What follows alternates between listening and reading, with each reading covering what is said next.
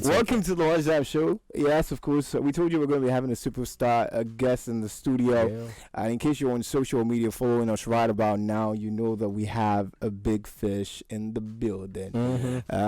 This man is, one of those very few people who knows that you got to work hard. You got to hustle really hard and build your way from the ground to the top. Absolutely. I mean, don't take no easy way. Do the work, do the time, do everything that you need to get done, and put yourself in that mood to move to the next level. And it goes by the name SYMBA. How you doing, having me, man? What's going on? Yeah. It's a pleasure, man. I'm very excited. I'm more excited about this than some of the stuff I do back home. Wow. That's so good. It feels good to have you in the studio. Sometimes we ask ourselves questions and you say, when you visit somewhere and you take a look at the kind of music that is blowing up right now, and you feel like, this is where all the madness is coming from. This is where the likes of Essence came out from. The likes of all these records came out from. How do you feel to be in Nigeria? Man, bro, it's a blessing. So this is honestly a conversation me and my friend was having, and we were sitting there talking just about going to Africa. And hold on one second, I got my son with me. Shout out to him, bro. Come on. But we were having conversations about coming over here, man, and I feel like sometimes over in the States, we kind of forget about our culture over here and our people over here. So I think it's important that we start coming through. I think it's important that we start making our way this way, to be able to bridge that gap. Like you just said, Afro beats and 𝐼𝐍𝐻 is taking over the world, right? And a lot of people is appropriating that culture. Right? They over there making beats that feel like it and sound like it, but it's not the authentic thing. Wow. So I've personally never done a Afro beat song or would you be willing to try that? But that's one of the reasons me coming here. I wanted to learn the culture. I didn't just want to go jump on a song without knowing where this thing comes from and knowing the culture, knowing what the food tastes like, knowing what the city feel like, meeting the people, coming talking to you guys, which all gives me content to go in there and lay something down on the track that we can all relate to. Man, pretty amazing he's stuff. Ready to experience everything at this point. I like the fact that you want to, get the information firsthand because we got to see a lot of people jump on Afrobeat records. They do justice to it because creatives are quite talented and stuff. But the most important part is you never take away the fact that the culture, the feeling, how it feels really to enjoy all the things that comes with this atmosphere is missing on the records though. And it's really I feel like Afro beats and 𝐼𝐍𝐻, it's restoring soul back into music. I feel like music has become very technical, right? To where it's like you got all these different AI inventions and all these things to where you could just type in the type of lyrics you want or write the type of beat you want. And then somebody could just send it to you or go to YouTube and type in Afro beats type beat and you just make a song. You know what I mean? It's easy, but it's different when you really hear and feel the culture. I've been in the studio the past few days just with a few guys and seeing the authenticity of it. Seeing that it's not corrupt. They're not making music from a place of trying to make a hit record or trying to impress somebody. They're making music from a place of what they feel that represents where they come from. And it's really made me kind of want to apply the same process to my music. That's great. Wow, pretty amazing. You know what? For those people probably listening to us who don't, know who SYMBA is, we've got some records to play for you. I mean, we're not going to start off with being the GOAT. We're not talking about that. There's some people already that they just saw the post on Instagram. They started sending questions already. And he hasn't even said anything yet. So we're going to take those questions real quick, but we got to play you this record. We'll talk about Raven Tyler in a bit because I know you collaborate all the time. I mean, you guys make music. I was listening to Blessings. I was listening to another. What's the name of the Soul Ties? Yeah, Soul Ties. I was asking myself, why do you love to work? I mean, she's got Sonora's voice. Yeah, she's like my little sister. Wow. So we met a few years back, and sometimes you just like connect. You fall in love with certain voices and certain people. So it's like every time I hear a female that needs to be on something I'm doing, I immediately just think to call her. She's the one. She's the right person. So by us being connected the way we is, we don't have to deal with a lot of paperwork issues. Sometimes you get a female on a song and she'll do the record and she's like, I want $300,000. You know what I mean? I want this. And it's like, nah. I know she ain't gonna. I know she ain't gonna do me like that. So shout out to her. It's pretty easy. So we're gonna do that one and then play you one of your biggest records right after that one. The record featuring Roddy Ricch. We're gonna play that one as well. For sure. And then we'll be back. We'll talk some more. But first, let's give you some blessings from the man Simba, right? Let's get it. Stay right here. All right, welcome back. 29 going past 2 o'clock. Great record right there. Outrageous. I like that song. One of my favorite records from Thank you, you, man. actually. That song, I was thinking when I listened to that one, what was running through your mind when you said you were going to make that record? Well, that was actually for the NBA. I know. I was going there. You took the words out of my mouth. I didn't want to talk about the NBA first. I was like, yo, tell me about the inspiration of this record, and then we talk about the NBA. So I'm all about innovation, okay, and trying new things, right? And I make a lot of different music, but sometimes a lot of the music I make, it sounds different than what people love me for. People love me for just strictly rap and strictly bars. Yeah. But I'm an artist as well, and I'm always willing to attempt things and try new sounds and different things. So with that song, it was an idea of trying to attempt to do some type of tribal drill beat.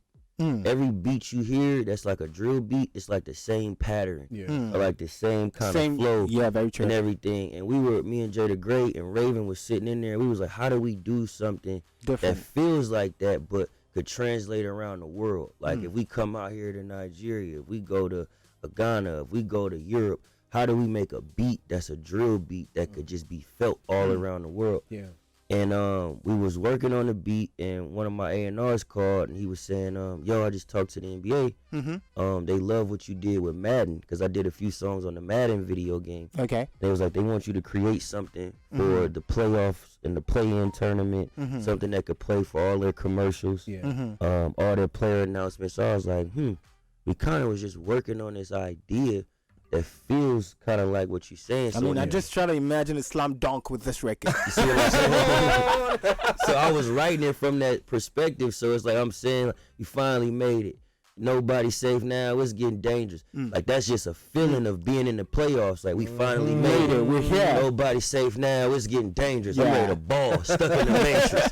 Can't go back. Raises. Living outrageous. So it amp you up and it make you want to go get that ring or whatever it is you're trying to achieve in life. Pretty amazing record right there, man. There's a lot to talk about. I feel you want to ask a few questions. Yeah, actually, talking about the NBA, you've met LeBron James. It's my guy. I mean, after that, like his freestyle blew up, everybody's been calling. I saw that and I watched that over and over again. I was like, how do people spit bars this way? Yeah. You sat down there and you dropped like an entire album just on one song. Yeah. But then you met LeBron James. How did that transit you from just the normal artist to the kind of person that you are now? Man, it teaches you a lot, bro, because sometimes on the come up, you feel like you don't belong in some of these rooms, or you question yourself like, what am I here for? You know what I mean? You feel like the oddball out the room to where, I remember being in studios with some of the biggest artists in the world, and I had like $11 in my pocket. Yeah. You know what I mean? Was this around 2020 when you Nah, this like 2019, 2018, 2019, going into that year. $11. Yeah, I had like $11 in my pocket, bro, in the studios with Kanye West and all these different people, and I'm watching them do what they do, and that's what taught me that it's like money ain't as important as we make it seem. It's the access, because the access is what helps you get the money. So you could be broke and not have money in any room, but the things you can learn from a certain room could bring you all the money in the world. So that's when I stopped valuing money and started valuing relationships and access and resource and information. And that changed my life from that day forward. Wow, pretty amazing. Talking about, meeting Dr. Dre in 2022. Yeah. How important was that meeting for you? I mean, they talk about Dre as the father of hip hop. You want that major. It's like you got to meet with Dre. Yeah. Right? Yeah. And you sat with him last year. Because 2022. I would have never made my last project, Results Take Time, without Dr. Dre. Yeah. So I had a whole nother project that was ready to go. And what happened was Game, shout out to the Game. Yeah. He was actually recording Drillmatic. Okay. And anytime Game records an album, the studio sessions is like the club. Everybody in there, 50 people in there. We all having Everyone fun. popped up. but it's kind of a great place to network, right? So I was walking through the hallway and I was listening to this kid play some beats, and I was like, man, that beat hard. I'm like I want to do something. Like, what is that? So I walk in there and I start freestyling to the beat. Then he put another one on. I started freestyling. He was like, I got to take you to meet my uncle. And I was like, who your uncle? And he was like, Dr. Dre. Oh my God. Sounds like Cap. If you hear the kind of thing, it sound like, no, this person's Cap. Yeah, bro, that's the first thing I thought. I said, bro, whatever. Well, whatever. For sure. For sure. You one of them. Right? But then the next day, he group FaceTime me with Dre on the phone. Wow. And he was like, this the guy I was telling you about. And then Dre was like, man, I seen your freestyles. Like, I'm a fan. Here we go. He was like, I'm getting ready to do the Super Bowl. After the Super Bowl, I want to link with you and create some music. Wow. So 3 days after the Super Bowl, I'm sitting in a studio session, in a writing session, where I'm writing with a bunch of people. And Keon, who's Dr. Dre's nephew, texts me. And he says, Unc wants you to come to the house. I said, when? He said, right now. I said, what's the address? He sends the address. I stood up in the studio session I was in. I said, I'm going to the bathroom. I'll be right back. I never came back. He never came back. Never came back. How do you tell someone that you're never coming back? You just never come back. When you left, right, and your people found out, people that you left in the studio at that time, Yeah. they didn't tell you. Well, they didn't know until about 2 weeks later. So the video where he's beating on the desk and I'm freestyling, we made that video the first night of me meeting him. But for the next 5 days, I was at his crib recording. So I was going home, coming back to his spot recording. Going home, coming his. So I wasn't talking to nobody. I wasn't going to the same studios I was going to. I wasn't even telling people I'm recording with Dr. Dre. It was like your mind was elevated at that point. Yeah, it was just like, I need to go learn everything I need to know. So why didn't you tell anyone you were recording with Dr. Dre? Because I'm sure that a lot of people wanted to know, like, y'all, you're finally here, you know, working with Dre, was like the man you should be working with. And then all of a sudden, you're not telling us. I feel like sometimes artists hinder themselves by announcing things too early. I feel like I could have went over there, and the first day I would have been like, I'm over here with Dr. Dre, and then it would have been an internet moment, and that was it. And he probably would have looked at me as somebody like, oh, he's just looking at me to get some fame or get some clout. And that's not what I wanted. What I wanted more than anything was to learn from him. You know what I mean? And to sit down and understand what it is that he know about music that most of us don't. Because he's gotten it right over and over and over and over. And a lot of us have gotten it wrong. So I wanted to know, how do you consistently get it right? Forget this camera. Forget us taking a picture right now. Forget all of that. Like, I'm not interested in none of that. What can I learn from you? And by me learning, that developed our relationship just on camera. You know what I mean? Us talking on camera and taking different pictures. And it took me a while to post them. Like, I had a lot of those pictures and videos for months, and I never posted them because I never wanted him to look at me as somebody that was trying to take advantage of his celebrity by letting me into his home. Is that how a lot of the superstars, this guys in the U.S. feel? You know, is that how they feel? Like, when they get to meet people, okay, you just want to leverage. You just want, like, you want to use me. Is that how they all feel? Because a lot of artists, where we come from, bro, we got egos and we stubborn. So a lot of people fall victim to the stuff that they'll do themselves to somebody else but don't want it done to them. So because they know they using somebody else, they'll look at somebody else like they using them instead of looking at it like, okay, we using each other. It's okay for us to use each other, just don't misuse me. You know what I mean? Which is very true. We haven't fully understood that concept yet. Okay. All right, so you know what? We're talking to SYMBA, just in case you probably don't know, now you know. So a lot of great things have been unfolding right here. We've been talking about a lot of experiences. We'll also talk about the record GOAT. You performed that record. It was produced by Dr. Dre and Them Joints. No, that was Never End Up Broke. That was produced by Dre and Them Joints. Oh, Never End Up Broke. Yeah. That's the record with Pusha T. Yeah. So that record, we will definitely play on the show. For sure. But first, which one? Let's talk about Jimmy Fallon now. Yeah. You performed right there. It was a major moment, because I feel like, you know, a lot of superstars right from Nigeria also. I mean, I've seen the likes of David, 𝐈𝐍, different people right here. I mean, they go straight to the U.S. and they, you know, just end up at that late night show. Tell me, how did you feel? Find yourself up there having that, you know, swell performance and conversation? It was a surreal moment, man. Very surreal moment, especially because of what I do is standing on what the culture was built on as far as hip hop, which is lyricism. And lyricism hasn't really been a thing that's popular over the past few years because music has evolved. Yeah. So music was never really made for a bunch of words, right? And a bunch of just different things being said. It was always to produce a feeling. Yeah. And I feel like over time, lyrics kind of took away from that feeling. And I found ways to restore that feeling with my lyrics by saying truthful things and saying things people think but don't want to say. So by me making it to Jimmy Kimmel, it was really a validating moment for me because I didn't make it there with the #1 record in the world. Yeah. I didn't make it there with the #1 video or the #1 movie or me going global on Billboard. I made it there solely off rapping for the culture, off an idea that I thought we should all adopt. Like, nobody could be the GOAT, right? Because LeBron can't go play Magic. Magic can't go play LeBron. Yeah. You know what I mean? Like, Derek Jeter can't go play some of these young cats today. So Very it's true. like, who's to say who's the GOAT? You could be the best of your time or the greatest of your time, but the greatest of all time, I don't think it's no such thing because nobody can play all time. All Yeah, time. very Very true. true. So that's where the perspective came from, was to let people know, hey man, we all the GOAT. Like, I got a friend that lives in Atlanta. She has a disabled brother, and she's been taking care of her brother all her life. She's a GOAT. Right? And to her brother, he calls her the GOAT. Yeah. Right? Every time she comes down with something to eat or helps, whatever it may be, he says, you the GOAT. You the GOAT. And you can't take that from him. Very true. You know what I mean? So everybody's the GOAT, and somebody, to my son, I'm the GOAT. Very true. You know what Very I mean? important. So Jimmy Kimmel, that show, crazy one. Your Shout out to performance, Jimmy. I mean, outrageous. Thank you. But we gotta check out that record right now. When we come back, I'm gonna ask him about Jay-Z though. We'll talk about that real quick. All right, but we gotta play that record that reminds everybody that you're the GOAT. Let's So get if it. you're listening to us right now, remember, tell yourself some positive and keep it to yourself this afternoon that you're the greatest of all time. Fact. That's it. Very important message for you right there. Just so you know, if you did something great, You the GOAT.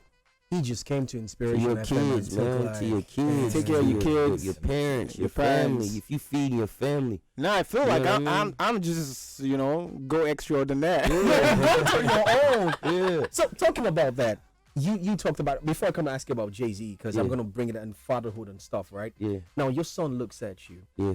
How many times have you reminisced and thought, you know what, I wished I had what this boy had though? Man, all the time, bro. But at the same time, that's kind of what made me me. You know what I mean? So Yeah. it's like, if I would have had all of that, would I be here today? I probably would be an entitled kid, right? That was spoiled, that was in the thing. So I'm walking this fine line with my son right now of like, okay, I know we're a little more privileged than most, right? Yeah. But how do I still keep him grounded? Right? So it's places where we go and he just want everything he touch.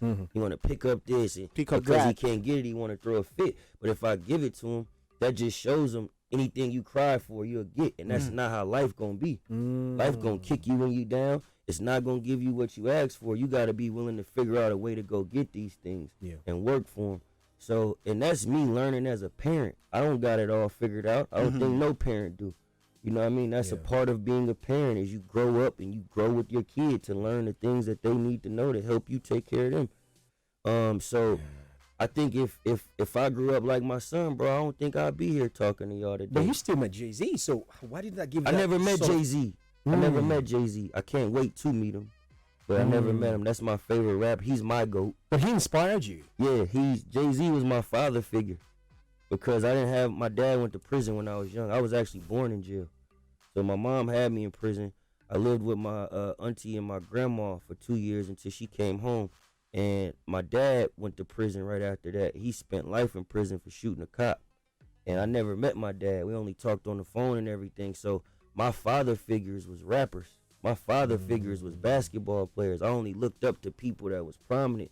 People in my neighborhood that was selling drugs and doing things. It was like, yeah, they had the cars and the clothes and everything. But at the same time, it's like, man, you take it from somebody's sanity to boost your own. You know what I mean? You willing to poison somebody to get something to better yourself, but it ain't helping them, right? And when I seen rappers hire black managers, hire black booking agents, hire black publicists, right? It was a way to all of us to eat. So I might be the rapper, but because I'm the rapper, now the cameraman could get paid. Yeah. Now the publicist can get paid. If So I'm a because of basketball you, player, the agent could get everybody paid. could get paid. Everybody could get some, and I looked up to that more than I did somebody in my neighborhood.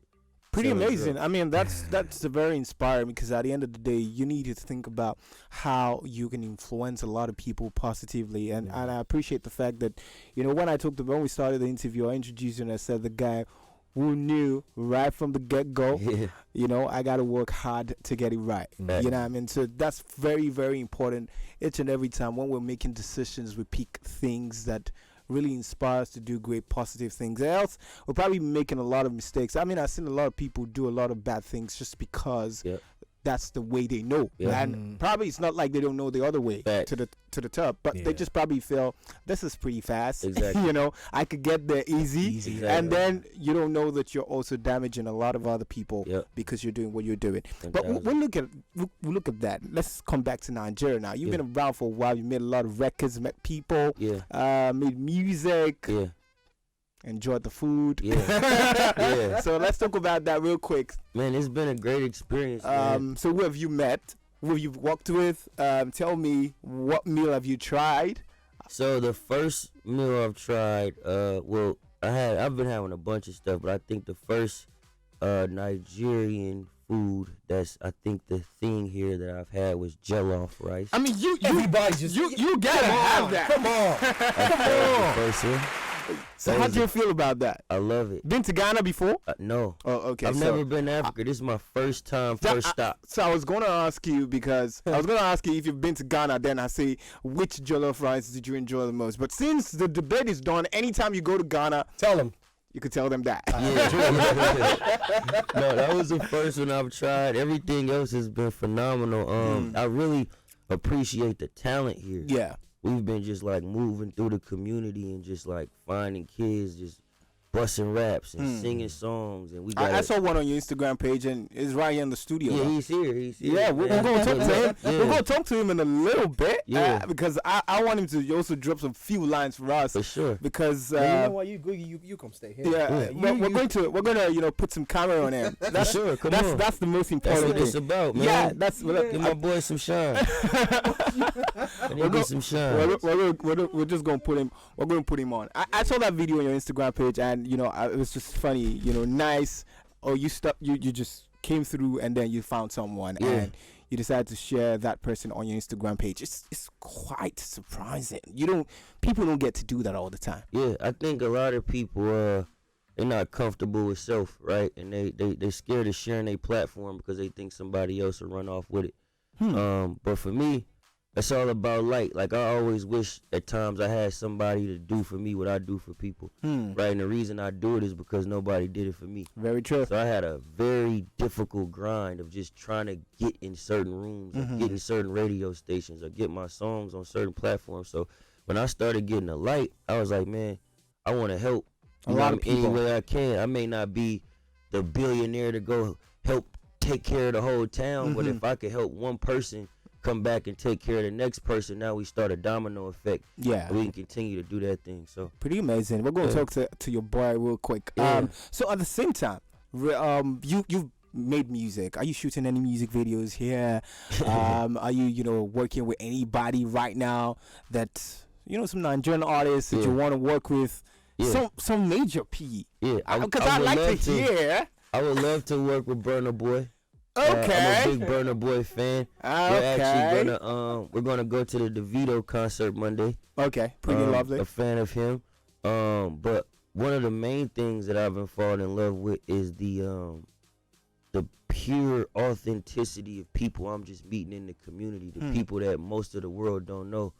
It's a kid named Fabs from out here. Okay. That we actually brought to the studio the last 2 nights, and we made 2 amazing records. Wow. Records I never would have made where I'm from, and just seeing his joy and his just pure nature of just wanting to do music. It reminded me of when I first started. So that's the most important thing that I see is a lot of talent here that has a hard time getting highlighted. right? And I go through the same thing where I'm from in the Bay Area. We don't have a lot of infrastructure when it comes to the entertainment scene, so I had to move down to Los Angeles. Yeah. So I know how that is with having talent and not having a platform or not being promoted. So anything I could do to help or highlight it, that's what I'm willing to do. So when I seen my man, he was in front of the supermarket just rapping. You know what I mean? I could tell he was just a kid, just that rapping. had dreams. You know what I mean? That had dreams. I was like, you know what? I'm gonna post you up on my Instagram, and I post him up there. And you got Busta Rhymes in the comments, and Tony everybody's Yayo soaking. in the comments, Everybody's soaking. Shaquille O'Neal. Everybody putting on Smith. fire emojis and all that stuff. So what's your name? My name is Good Luck. Your name is Good Luck. Pretty amazing. Your name brought you luck, though. Your name brought you luck, though. So, you know what I'll usually do is I'll put up like an instrumental for you to bust some for me. But I'm not going to do that, right? I'm just going to ask you, you know, what are your dreams? What do you want to do now? Now, you've got like some attention with you, you know. I mean, attention is everywhere. Everybody's putting up comments for you, saying they like your stuff. What do you intend to do? Are you putting out new music? Do you have plans for that? Yes. Yeah. I have plans. You have plans for that. You're putting out some new music. Yeah. He just recorded his first song yesterday at the studio, and it is amazing. Wow. You gonna send me that song so I can play I sent it to you. Please, you gotta got him in there yesterday. He did his first song yesterday. I was kind of surprised because I know the journey of trying to get in the studio and hearing himself for the first time. So he was in there and he was real comfortable, man. Wow. Yeah. Man, your first record yesterday was done. Congratulations to you. Thank you. Yeah. Good luck. Is that the stage name though? Is he using that's his real name. I know that's his real name. Is he using Good Luck as a stage name? He should. I think it's either Good Luck or Lucky. Good Luck or Lucky. Wow. One of the which one do you want? Good Luck or Lucky? I want Lucky. Lucky. So Lucky it is. We're giving him a stage name right here on the show. Lucky it is. Lucky it is. All right, fantastic. Now let's come back to you real quick. So you're planning all of these things. You're doing you know, the show on Monday. You're also, you know, making new music as well. Yeah. Plans. When are you leaving the country? I'm here for another week. Okay. I'll be here for another week, but I'm definitely coming back. I was gonna ask that. Yeah, we're actually working on a few things. My friend Good Luck here, we actually went out to eat yesterday, and he told me it was his first time in a restaurant, first time eating a hamburger. Wow. And we was talking, and we was asking him, does he go to school? And he said he doesn't go to school right now because of unfortunate situations financially.